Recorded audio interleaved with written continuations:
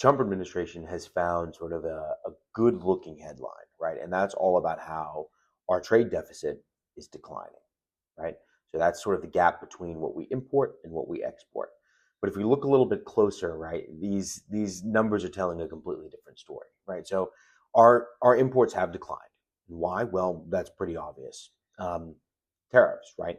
As sort of these prices have gone up, a lot of companies have either decided to sort of like slow importing a lot of their inputs or product that they sell in the American market, or have like halted altogether and are sort of like in a wait and see approach. A lot of investment in terms of like new machinery and things like that also on hold, right?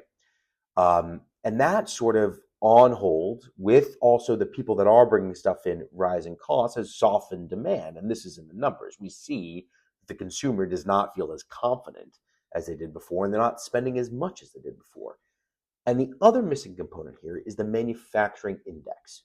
See, if the Trump administration was correct in their theory on tariffs, right, that high tariffs would mean manufacturers or companies, right, would sort of like onshore manufacturing, create new manufacturing plants or build up capacity within existing ones. But the manufacturing index has actually been declining for the past 8 months in a row. 8 months in a row, right? So, if the demand were really strong, the economy was strong, and people were looking to buy stuff, right, we'd see a pretty big correlation between a decrease in imports and an increase in manufacturing capacity and manufacturing output in the US, and we don't see it. All we see is weakening demand and less imports. This is not a sign of a strong economy.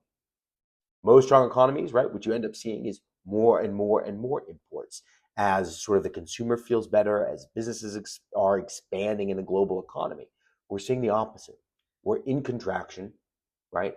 And the White House needs to realize this. I think probably they're already understanding some of it with some of the reversals of their crazy high tariffs, but it's not enough. I really hope they continue to sort of like walk back some of these crazy policies.